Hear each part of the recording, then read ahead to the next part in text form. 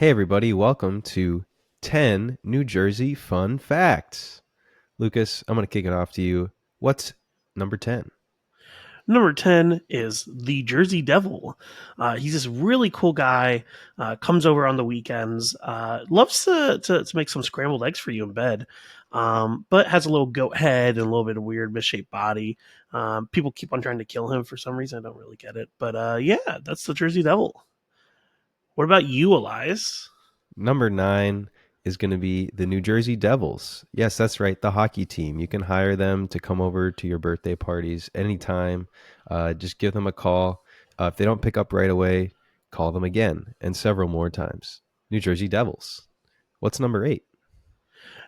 Number 8 is the Mafia. We love them. Tony Soprano, such an awesome guy. Ambiguous ending to the show, but still, nonetheless, what a wonderful show. I'm sure that you could probably invite them to your birthday parties also, and you would have a blast. 7, 6, 5, 4, 3, and 2 are all just a different kind of pork sandwich. Yeah, pork roll. Get your Taylor ham sandwiches today. And what's number 1 going to be? Number 1 is the fact that Bruce Springsteen was born in New Jersey. I love Dancing in the Dark by Bruce Springsteen. Born in the USA. Hey guys, welcome back to the Cosmic Panel, where today we're going to be discussing our weekly polls. But before we get into that, let's do a quick shout out to our sponsor, now at this point, a longtime sponsor, Comic Universe. At 446 McDade Boulevard in Folsom, PA, they got an amazing collection of trades and hardcovers, awesome collection of back issues, and even better dollar bins. They got keys, they got graded books, and they got new comics every Wednesday. So definitely go and say hi to Mike and Mike and tell them that the Cosmic Panel sent you. There's always a good haul to be had over there. I know I always go home with a lot of stuff every time I visit, so definitely give them a visit, guys. Don't forget to like, subscribe, comment below what you guys are excited to pull this week.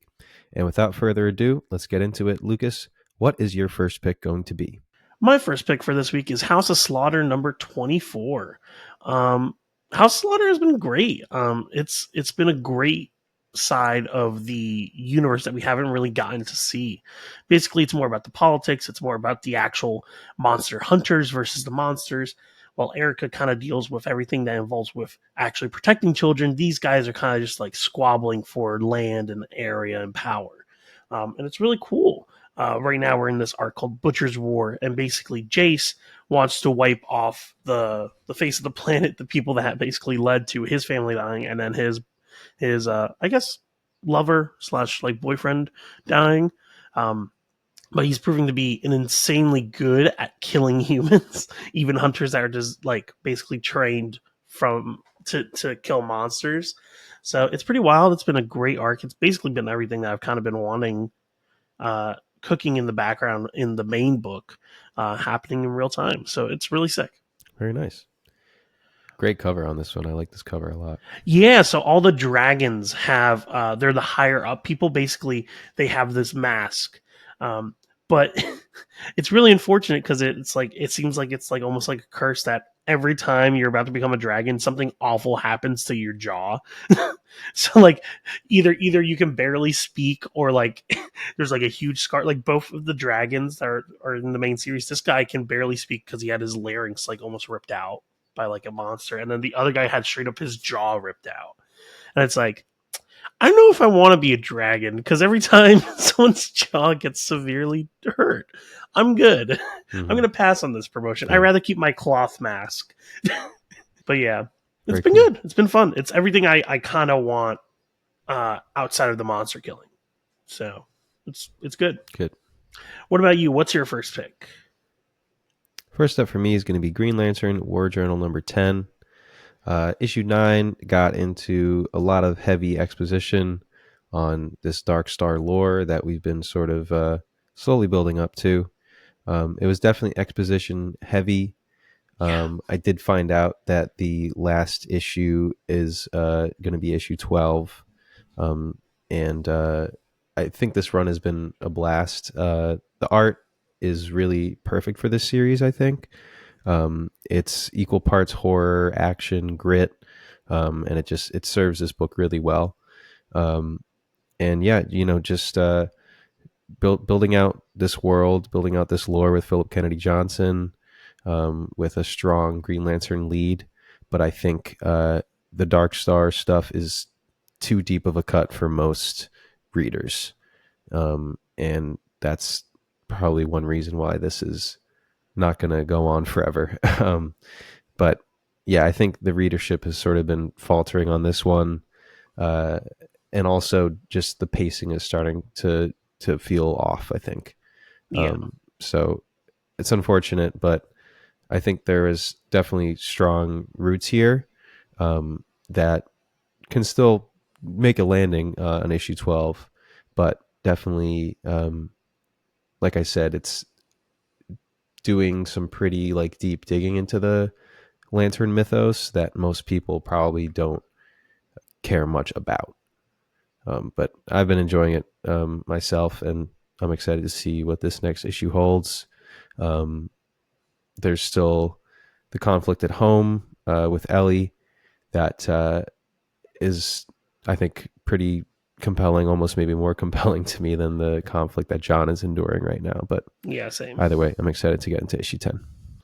Yeah, I mean, yeah, I personally wasn't that huge of a fan of the last issue just because of how heavy it was on the exposition. Um, but I feel like maybe the reason why this it worked a little bit better in Superman is because with Superman he one, he's a character that's very powerful. I'm not saying that John isn't powerful, but like um we haven't really had that moment yet where we're like, oh no, John is he has the fucking God Storm. Like I feel like I haven't had that moment yet. There's a couple showings here and there, but like nothing on the level where I'm like, oh no, this guy actually controls the emotional spectrum. Like he's got it. And so it feels a little bit underwhelming when we're talking about like Ogron and stuff that like you would only know if you read like the Action Comics series, really. Um, but it's like kind of like missing context, and it almost makes me feel like yeah, he should have stayed on Action Comics longer to finish up this story because this would have been a really interesting Superman story. I feel like Sure, sure. And just like, um, having to front load a lot of exposition whenever you get put on a time crunch is always just an impossible ask. yeah, I literally, when I flipped to I think it's like the second page of issue 9 or something, like, it's a double page and it's spread of just just like, exposition. yeah, no, just exposition. I literally audibly was like, oh boy. um, yeah, it's unfortunate, but like I said, I think this is a great creative team that work really well with each other, and hopefully we can see them work together in other formats as well. Yeah. All right, Lucas, what's next up for you? Next up for me is Titans number 12. It seems like we're getting finally to the climax of the this Raven imposter arc. It's really good. It's been awesome. It's really been interesting to see this version of Raven, the version that's the demon version of her, basically that's been trapped in the gem for so long, kind of taking the reins, and seeing the different things that the Titans are noticing, but also seeing that Nightwing has like some ways to like kind of protect himself from this type of like mind tampering. Um, Nightwing had a almost like a Zurin R thing where it's like he partitioned part of his mind for like information, but it isn't a backup personality like the Zurin R is. It's literally just like here's a mind palace with like all the information that I need just in case someone reads my mind. Um, and it's pretty interesting. Basically, he's like set up an alarm every time at night. I know that this version of Raven is sleeping for 9 minutes. She enters REM during this time. I'm going to set up this alarm. I'm going to go into the Batcave, or my version of the Batcave. Basically, that's secret to only me. Going to activate. It's Circunar. That's the phrase. When he says that, he enters into his own brain and is like talking to another version of himself that basically is like, hey, so Raven, what are your findings? We've been compositing findings. Raven isn't being normal. Okay, set up an alarm for tomorrow, and go back to your day, and forget. I'm gonna wipe this so that Raven Hmm, can't tell that this is happening. And it's like that would be interesting. some Batman type shit he would he would do, but it's cool. Yeah, big time. But yeah, no, Yeah, I like Nightwing moments like that where he really, leans into his training and really just shows that he's, after all this time on level with Batman. yeah, exactly. Tom Taylor has been, but yeah, this arc has been really great. Honestly, this so far, first arc was rocky for me. I'm not gonna lie. And Beast World was fun, but not the end all be all for like what I would expect Titan stories to be. This arc feels more okay. Now we're cooking with gas. Now we got Raven, we got all this different. We got Trigon in the background. We got like all these villains. Kind of. We got Waller consistently trying to undermine them, and like Raven threatened Waller, the evil version of Raven, and it's like, oh well, like if Waller helps the Titans, then this version, the good version will be version of Raven will be back. But it's like it's really confusing. It's a lot of politics kind of in the scene for Waller, which is always fun to see Waller kind of being against the Titans. Yeah, I'm glad it's got a good pace now. Yeah. What's next up for you, Elias? Next up for me is going to be Doctor Strange number 16. Um, this arc has me wishing that I was pulling all of these in physical because these covers are just so much fun. This cover is Um, crazy. yeah, I love this cover. But yeah, this has Bloodhunt has become a cool opportunity for Jed to advance his plot that he set up a long time ago with Doctor Strange's brother. So I'm very excited to see how that's going to develop. Um, other than that, this is hopefully going to give us some more answers. The function of Blade turning Doctor Strange into a vampire was basically to keep Clea from casting the spell that would eradicate all vampires on Earth, Smart idea. to create that leverage against him. So smart defense there. And other than the brother storyline, I'm not sure what else we're going to really get into besides some just classic vampire hijinks here. But either way, I'm sure it'll be fun. Yeah, I just want to make sure that Bats gets out. It's like all I really, Yeah, really hopefully we want. get more follow up on that. Yeah, Jed McKay kills a ghost dog. Confirmed. he couldn't. He couldn't. But would he, though? This is a mega He's event. he's no Kyle Starks. All right, Lucas, what is next up for you? Next up for me is John Constantine Hellblazer. Last issue was kind of weird. It was almost like it was an anthology issue, so it was a little bit strange. It was just kind of them traveling through the U.S. and dealing with different stuff. But now we're back into the main plot of stuff, and we're dealing with uh, more of dream stuff, which I'm always really excited to get more dream stuff in the Sandman universe type of stories. And basically, it's dealing with John now having a little bit of the sand that Dream is in charge of, basically, and basically him dealing with the fact that he now has to reveal that he's been dead and he's decomposing in real time to Nat and Noah. So should be interesting. I'm really excited to see this main plot really progress, and it seems like the next couple issues are going to get pretty wild. Yeah, just like that, we're already on issue 6, which is crazy to me. And it's not going to end there, which is cool. I know originally it was just going to be a 6 issue series. So I'm glad that it's been selling well enough to continue. We only know the solicits up to August right now anyway, but it could go on past that. So yeah, very cool. I will say also, shout out to the variant covers because the variant covers have been amazing. Stevan Subic, Mike Yeah. Perkins, Martin Simmons, like phenomenal variant covers. I'm really, really, I honestly think this is like probably one of the strongest variant game I've seen in a minute. Um, Yeah, true. Jock, like this is crazy. But yeah, pretty hype. Yeah, they haven't been going overboard with the variants either. It'll just be like one or two. Yeah, which That's is true. which Which is the is good amount, to be honest. yeah. But yeah, what's next up for you, Elias? Next up for me is going to be Ultimate Spider-Man number 6. We are getting back into the regular pace of things.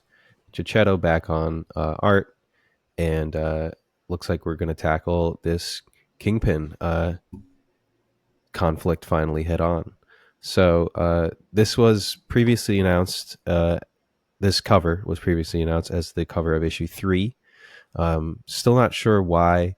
I think there's some mislead. Nobody.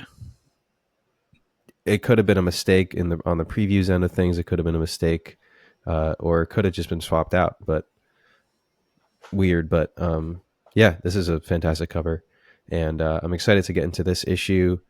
The last 2 issues really just let me down in the way of art. I was not a fan of That's this fair. very huge change of pace of art. Um, you know, like we talk about all the time, when you get a fill-in artist, try and get them somewhere near the area of the main artist. This was a whiplash I think it of worked for art the. change for me. I think it worked for the dinner scene. I think Oh it yeah, didn't 4 work. was way better than 5. I think 5, it really became obvious because it was just like, yeah, the Goblin costume looked weird, Harry looked weird, like different characters looked way stranger, their lines were thicker. But genuinely during the dinner scene, it was like perfect for me. So Yeah, four was a good issue. I was a fan of it. The dialogue, uh, I think, is a little contrived in the way of it. Just feels very like stilted, like not very natural.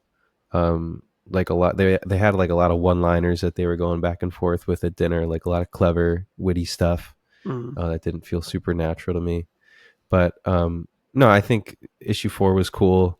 5, just the art was just very strange, and also I was surprised that we were flashing back. yeah, it felt But it, weird. it did fill in some blanks, and it sort of, but it did kind of derail the monthly format that I was so used to, Yeah, which I did enjoy. But either way, 6, I'm really excited to get back into this. Month to month jump, and Spidey's going to be fighting Kingpin supposedly, so yeah. pretty exciting. What are your thoughts on the reveal from the past 2 issues? We haven't really talked about it, but the reveal of Gwen being Harry's wife and Yeah, Otto and I everything. was excited to see Gwen. I was very excited to see Gwen. I thought that was a cool choice. Um, she's all the characters are just obviously so much more mature than we're used to, which is always like weird, but weird in a cool way. And yeah, I hate to keep harping on the art, but I thought like I was like, is this supposed to be Peter? Who is this? Why are we not saying his name? And then they're like, oh, it's Otto. I was like, oh, okay, all right. Um, he's young, I guess. So that was strange. I'm not sure how I feel about him yet, but yeah, I'll be curious to see if they continue to develop him. I was Um, surprised how much the Harry one, knew about like the Ultimate Universe in general, more than anything else. yeah, I mean, this is an interesting angle to put Harry at, to have access to all the information to show that he has such a strong passion to kind of right the wrongs that the Maker did. So he's doing all this heavy lifting. The one thing I didn't love was the very like MCU fallback on Stark technology. Yeah, no. I thought that was a little goofy. But Well, but yeah, I like Harry's drive. I like his commitment to the mission, and I like that he's inspiring Peter in such a big way. I will say, Ultimates for me. I know you haven't read it, but I would just say in general, for me, it fixes a lot of my issues with that type of stuff because it makes it so that it's like, oh, this was a part of a plan. You know what I mean? To have that much Stark tech just out there. It backfired, but it Sure. was a plan. Um, but yeah, no, Mhm. I'm excited to see how this is going to go. Hopefully, we can get more. I like Kingpin. He was fun to see a little bit, but I want some more. And Yeah. I want some more Peter in the Spidey suit action now, especially since we had 2 issues without it, basically. Yeah. Yeah, and this is going to be the conclusion of this arc. So I'm very curious to see how they're going to wrap things up. But yeah, I'm excited. I think you mean web things up. All right, Lucas. Shut the fuck What's up your and never next? talk about your comics again. uh, my next pull is the Sensational She-Hulk. Man, the She-Hulk series is fucking good, man. Man, this has been good. Uh, Rainbow Roll knows how to write Jen, knows how to write love stories, knows how to write it within the Marvel universe and get some really deep cuts. They brought back like an old fling from Jack and Hearts from the '90s. They they had Jack basically reconfirm and recommit to Jen. It was so cool. They brought back I don't know if you know Ganymede. Ganymede. Is it Um, listed in the characters here? yeah, it should be Ganymede. But she has a cosmic rod. She was supposed to kill Oh Tyrant. yeah. She's a way older character, yeah, from Oh, '93. 90s. Yeah, that Yeah. hasn't appeared Okay. in years, but um, they used her really well, and it basically because Jack promised when he originally met her, was like, "Oh man, I would love you. I'll wait for you forever," and then it's like, "Okay, I'm finished with my mission. You said forever." Hmm. But yeah, no, I've been loving Jen and Jack's relationship. It's been really That's fun. what she showed up in. She showed up in Scarlet Witch.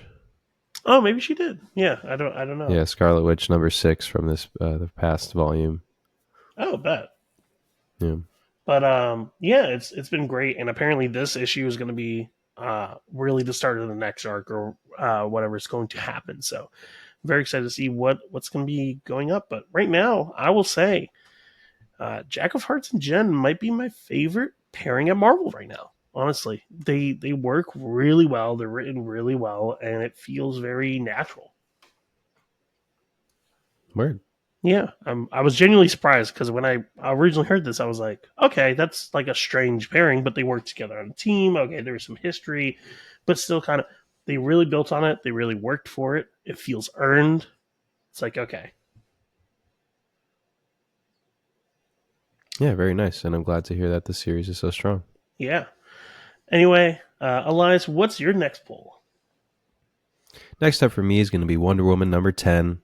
Speaking of fantastic covers, this is definitely a banger.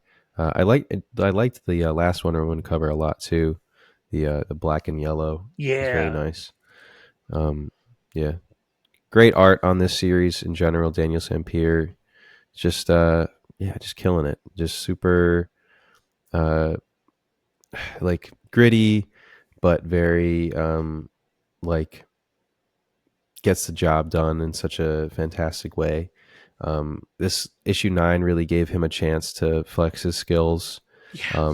with several different environments that he got to draw. A lot of paneling, It was, like really cool mhm, paneling too. Good yeah, use of negative space. hmm yeah, lots of great stuff. I really enjoy that. It was like I think it was a 2-page spread there where they were on the beach with kind of the galaxy Yes, looking that was. nighttime ocean stuff. That was really nice. But yeah, this is definitely an issue 9 was an issue for true Tom King lovers. If you know Tom King, you know he loves to have his dialogue sessions. This is definitely a lot of long dialogue, but I think it's a more interesting way to pass the time than just see Diana obviously in the cell walls, right, just sitting there. So this was their way of passing the time narratively 30 pages of and Diana creating just fetal position in a cage. That's it. It's the yeah, whole issue. one panel eating a rat, and Yeah, that's that's it. it. And then 3 panels at the end petting a rat. Um, so yeah, very interesting. Definitely took me a minute to understand what was going on, but like I said, true Tom King dialogue, just exercise here, just really flexing his dialogue muscles. And yeah, issue 10, I'm really excited to get into because it looks like we're finally going to get this team in action now. I hope so anyway. And it looks like Cheetah is gonna also show up in this issue. And yeah, I'm very excited to continue this book. It's been very strong for me throughout. Yeah, I'm really excited to see all the Wonder Girls and Wonder Women basically come together, because that never really fucking happens. It's honestly insane that it never happens, but this feels like the most unified they've ever been in years. So, and Amazon's Attack was also a really good book that also had them coming together. All but the only one who didn't come in was Donna. That was the only one. Hmm. Word. All right, Lucas, what is going to be your top pick for this week? Yeah, my top pick for this week is going to be Helen of Wyndhorn. Um, man, the art for this is so fucking good. But not even just the art. I mean, Billy Key's Evely, I think is I know I'm probably butchering her name, but wonderful artist. But then I yet think it's again, Belkis. Bilquis Evely. Yeah. Um, but yeah, Tom King yet again writing phenomenally.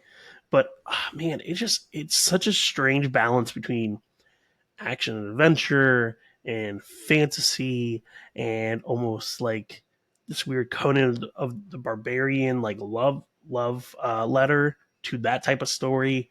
It's really great. Um, it feels like a full universe, but we're getting a little peek at it. And so far, I've been loving the characters so much. Helen is so fun. She's witty. She's young. She's bombastic. But also, her grandfather is just such a fucking asshole, but also has those little moments where you're like, oh, that's why he's the quote unquote hero. But yeah, no, the story's been great. I've been loving it. And honestly, I can't wait to get my hands on the next issue. Awesome. Yeah. Glad that this is going well. Yeah. Highly recommend it. Beautiful covers. But Elias, what's your top pick? My top pick for this week is none other than Batman Superman World's Finest. This is issue number 28. Wow. We are 28 issues deep in this series. Crazy. That's crazy, but really cool. This arc has just been a blast. Last issue, just I think was my favorite of this arc for Yeah. sure. Jimmy Olsen, just a breakout character right there. So funny. Really something fun for new Jimmy Olsen readers and old Jimmy Olsen readers as well.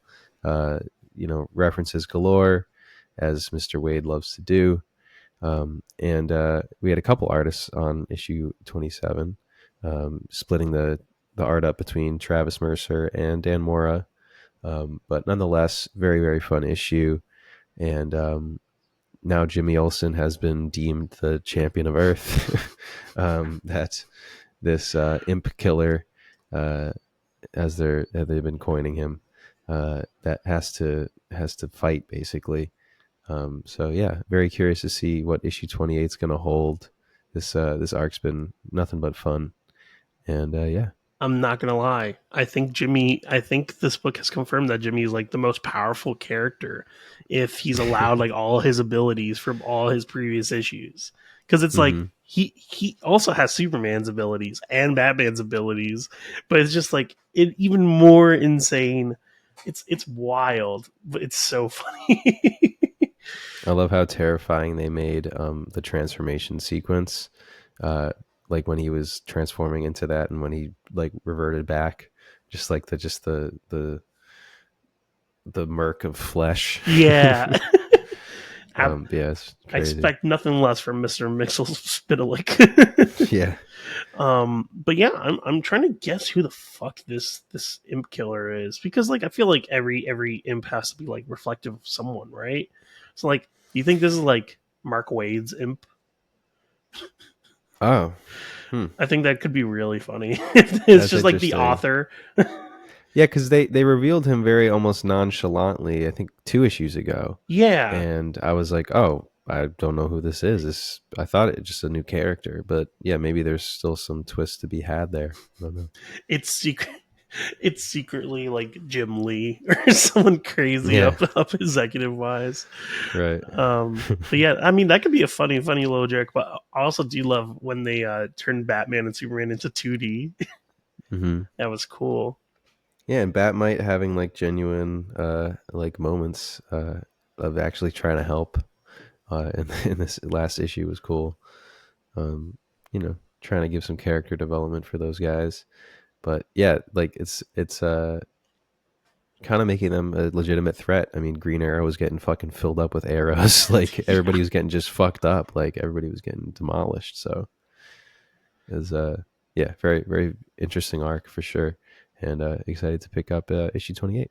yeah. I mean, this seems like it's going to be ending the arc relatively soon. I believe that. Yeah, this is the second to last issue before the arc ends. So Yeah. um, should be interesting. Uh, okay, but who wins? Composite Superman, Batman, or Jimmy Olsen? That's the real question.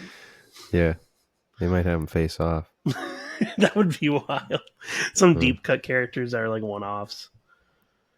Are they going to have this tie into Absolute Um, I Power? mean, I would think so, just because Mark Waid is helming the event.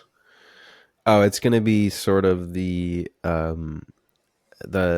opposite of that. In that issue 30 is going to have Oh, the first the mission. first mission of the Trinity. So Oh, that's cool. yeah, And then and then they're going into another arc with Calypso, which is a character that hasn't okay, been touched on since the Flash's run with Jeremy Adams. So it's been a minute. yeah, very cool. Yeah, very exciting. All right, guys. Well, this has been our weekly pulls episode for June 19th. As always, please comment below, like, subscribe if you enjoy what we do here. Don't forget to support your local comic shop and read some comics. We'll catch you guys next time. I'm gonna go to New Jersey and eat some pork roll. Taylor Ham.